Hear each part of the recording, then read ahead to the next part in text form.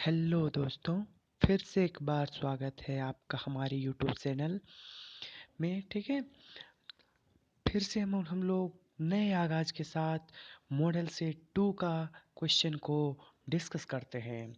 देखिए, इसमें सबसे फर्स्ट नंबर क्वेश्चन जो है वह है 1789 की 1789 में 1789 में फ्रांस की क्रांति के समय किसका शासन था? तो 1789 में फ्रांस की क्रांति के समय किसका शासन था?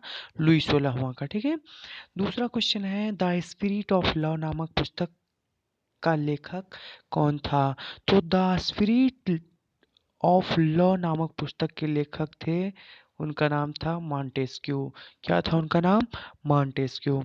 तीसरा क्वेश्चन है यह कथन किसका है कि जब फ्रांस जीतता है तो बाकी यूरोप को सर्दी जुकाम हो जाता है?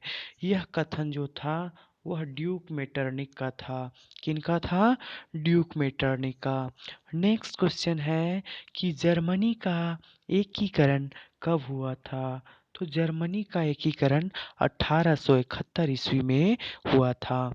अब हम लोग आगे बढ़ते हैं। ठीक है, क्वेश्चन नंबर 5 की ओर।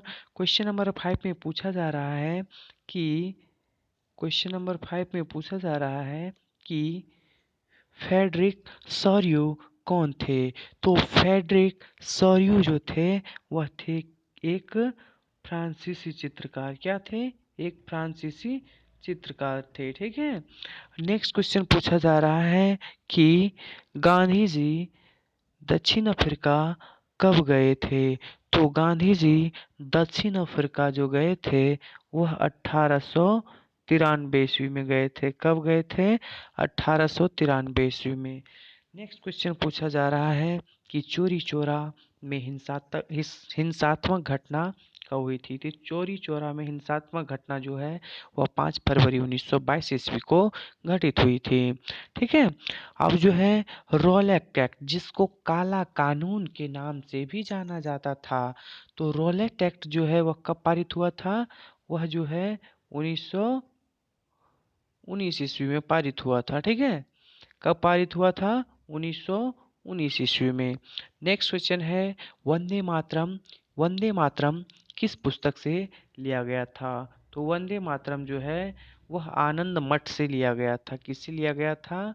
आनंद मठ से। किससे लिया गया था भैया? आनंद मठ से। ठीक है, आनंद मठ से।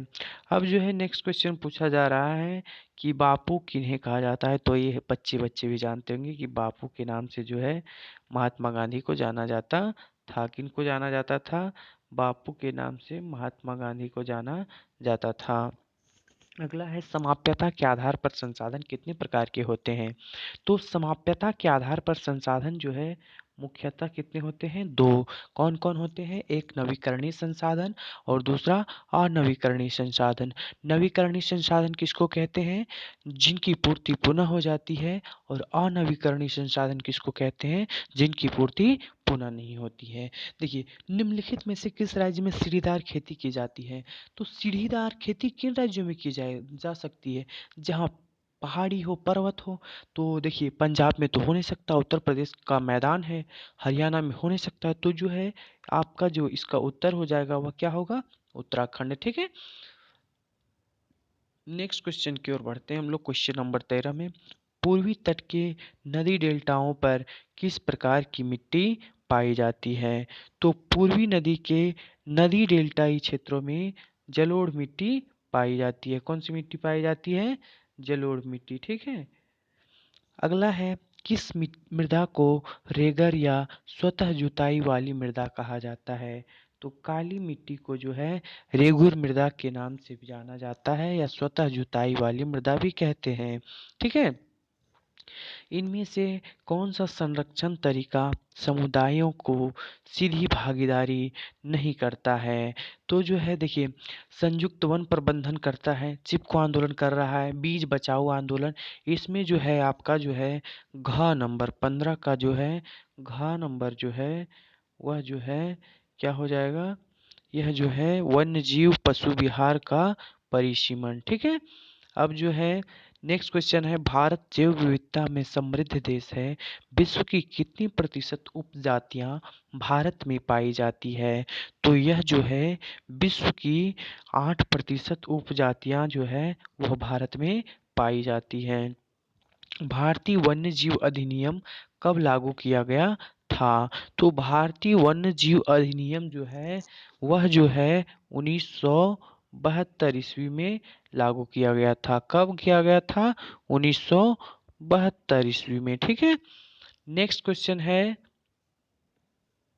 नेक्स्ट क्वेश्चन है कि भारत में बहुउद्देशीय नदी परियोजनाओं को आधुनिक भारत का मंदिर किसने कहा था? तो बहुउद्देशीय परियोजनाओं को जो है आधुनिक भारत का मंदिर जो है वह किसने कहा था?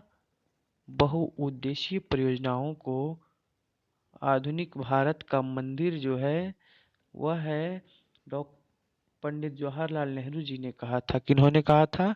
पंडित जवाहरलाल नेहरू जी ने। ठीक है। अब जो है दामोदर नदी घाटी परियोजना किस राज्य में स्थित है? तो दामोदर नदी घाटी परियोजना जो है वह कहाँ है? झारखंड में। कहाँ है? झारखंड में। ठीक है।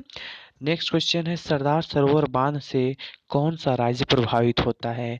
तो सरदार सरोवर बांध से जो है वह मुख्यतः गुजरात राज्य जो है वह प्रभावित होता है। ठीक है। अब जो है यदि किसी भी मतलब देश की या किसी भी क्षेत्र की औसत आय यदि निकालना हो या प्रति व्यक्ति आय की गणना किस प्रकार की जाती है? तो उसमें जो है देश की कुल आय को देश की कुल जनसंख्या से क्या किया जाता है? भाग दे दिया जाता है। देश की कुल आय को देश की कुल जनसंख्या से भाग दे दिया जाता है। ठीक है। नेक्स्ट क्वेश्चन जो है वह क्या है? देखिए, विभिन्न देशों के वर्गीकरण करने के लिए विश्व बैंक किस मापदंड का प्रयोग करता है? यानी कि निम्नलिखित विभिन्न देशों के वर्गीकरण करने के लिए विश्व बैंक जो है किस मापदंड का प्रयोग करता है? तो यह जो है प्रति व्यक्ति आय का किसका प्रयोग करता है? प्रति व्यक्ति आय का। ठीक है। किसका प्रयोग करता है? प्रति व्यक्ति आय का। प्रति व्यक्ति आय का। नवीकरणीय संसाधन का उदाहरण है। अभी आप लोगों को बताया गया था कि नवीकरणीय संसाधन क्या होते हैं। तो नवीकरणीय संसाधन वे संसाधन होते हैं जिनकी पूर्ति पुनः हो जाती है। देखिए, कोयला का यदि हम उपयोग करते हैं तो इनकी पूर्ति पुनः नहीं होती, तो यह जो नहीं होगा। पेट्रोल जो है ये भी खत्म हो जाएंगे। ठीक है। लेकिन भूमिगत जल जो है इनकी पूर्ति मतलब इनका उपयोग करने पर इनकी पूर्ति पुनः हो सकती है, इसलिए भूमिगत जल जो है इसका उत्तर होना चाहिए। क्वेश्चन नंबर 24 जो है, लोगों के विकास के लक्ष्य होते हैं। देखिए, लोगों के विकास के लक्ष्य जो है समान तो हो नहीं सकते हैं। देखिए, भिन्न भिन्न या परस्पर विरोधी हो सकते हैं, तो इसको हम लोग इसी को टिक लगाते हैं। किसको? भिन्न भिन्न या परस्पर विरोधी। ठीक है। नेक्स्ट क्वेश्चन है कि रामू एक किसान है जिसने अधिशेष गेहूं को एक आटा मिल के मालिक को 10 रुपये प्रति किलोग्राम की दर से बेचा। मिल मालिक ने बिस्किट कंपनी को आटा 15 रुपये प्रति केजी की दर से बेच दिया। बिस्कुट कंपनी ने आटे के साथ चीनी एवं तेल जैसी चीज़ों का उपयोग कर बिस्किट के 4 पैकेट बनाए और बाजार में उपभोक्ताओं को 80 रुपये में 20 प्रति पैकेट बिस्किट बेचा। सकल घरेलू उत्पाद की गणना में उपयुक्त में से किस वस्तु का मूल्य लिया जाएगा? आप सभी जानते हैं कि सकल घरेलू उत्पाद में अंतिम वस्तु का मूल्य जो उत्पाद होता है उसी पे उसका मूल्य लिया जाता है। तो इसका अंतिम उत्पाद क्या है? बिस्किट है। ठीक है। तो क्या हो जाएगा इसका उत्तर? बिस्किट। विनिर्माण की क्रिया किस क्षेत्रक का भाग है? देखिए, जो क्षेत्रक है ना, प्राथमिक क्षेत्रक, द्वितीयक क्षेत्रक, तृतीयक क्षेत्रक और चतुर्थक क्षेत्रक, ये चारों को आप लोग याद रखिएगा। विनिर्माण जो है वह किसके अंतर्गत आता है? विनिर्माण जो है द्वितीयक क्षेत्रक के अंतर्गत आता है। ठीक है। नेक्स्ट है कि नेक्स्ट क्वेश्चन है कि अनीता अनीता एक साड़ी की दुकान में काम करती है जहां से सवैतनिक अवकाश का कोई प्रावधान नहीं, जबकि सीता सरकारी अस्पताल में नर्स है जहां उसे वर्ष में कुछ दिन सवैतनिक अवकाश मिलता है। इन दोनों में से किसका कार्य संगठित है और किसका असंगठित? तो आप लोगों को बताया गया था कि जो सरकारी यानी कि जहाँ छुट्टी का प्रावधान होता है वे संगठित क्षेत्र के मजदूर होते हैं, जिन्हें जहाँ किसी भी प्रकार की छुट्टी का जिसका किसी भी प्रकार का वेतन वगैरह निर्धारित नहीं होता उसे असंगठित क्षेत्र के कामगार या मजदूर कहते हैं। तो देखिए, अनीता जो है वह असंगठित है, जबकि सीता जो है वह क्या है?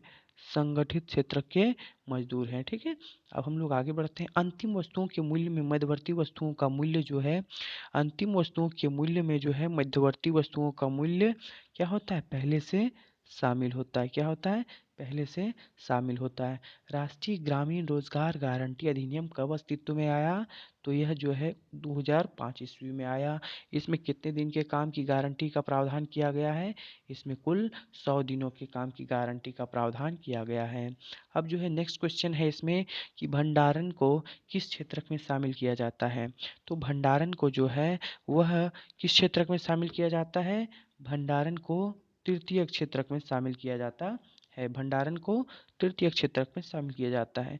देखिए नेक्स्ट क्वेश्चन है, संघीय शासन व्यवस्था के संबंध में निम्न में से कौन सा कथन असत्य है, तो सब कथन पढ़ लीजिएगा। लास्ट वाला कथन जो है, अदालत को संविधान में विभिन्न स्तर की अदालत को अदालत अदालतों को संविधान और विभिन्न स्तर के सरकारों के अधिकारों की जो है व्याख्या का अधिकार ना होना। ठीक है, यही इसका उत्तर हो जाएगा।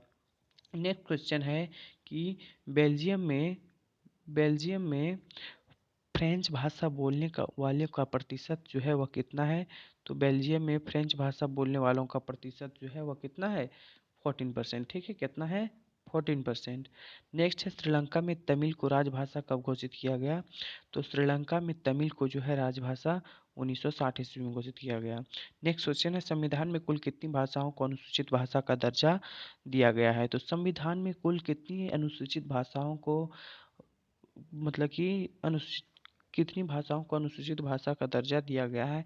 आप लोगों को एक ये होमवर्क दिया गया है, आप लोग इस क्वेश्चन का उत्तर मुझे बताइएगा कमेंट सेक्शन में। ठीक है, नेक्स्ट क्वेश्चन हम की ओर बढ़ते हैं हम लोग कि निम्न में से कौन सुमेलित नहीं है, तो देखिए 35 का जो उत्तर हो जाएगा, निम्न में से कौन सा सुमेलित नहीं है, तो जो है भारतीय संघ जो है उसमें राष्ट्रपति सर्व मतलब कि जो है ये जो है सुमेलित नहीं है। ठीक है, सेवन पार्टी अलायंस का गठन किस देश में किया गया था, तो सेवन पार्टी अलायंस का गठन जो है कहाँ किया गया था, नेपाल में। नेक्स्ट क्वेश्चन है, बोल्विया किस महादेश में अवस्थित है, बोल्विया जो है लतीनी अमेरिका नहीं, यहाँ दक्षिणी अमेरिका हो जाएगा। ठीक है, क्या हो जाएगा, दक्षिणी अमेरिका।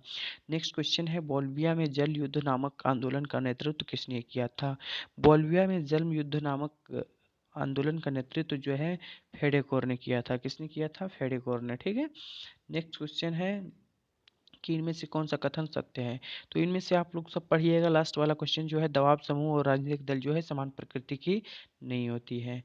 नेपाल में MSSPA ने किसे अंतरिम सरकार का प्रधानमंत्री चुना था, तो जो है इसका उत्तर जो है राजा वीरेंद्र हो जाएगा। इस तरह से आप लोगों के बीच मैंने मॉडल सेट 2 का भी चर्चा कर दिया, और इस तरह से आप लोगों का मॉडल सेट 2 समाप्त होता है। आप लोग को यदि एग्ज़ाम में टॉप होना है तो बहुत अच्छे लेवल में पढ़ाई करनी होगी। मात्र 20 से 25 दिन आप लोगों के एग्ज़ाम में बचा है। मेरे प्यारे विद्यार्थियों, आप सभी मन लगाकर पढ़ाई करें, और उम्मीद है कि आप लोग अच्छे परफॉर्मेंस एग्ज़ाम में करेंगे। धन्यवाद।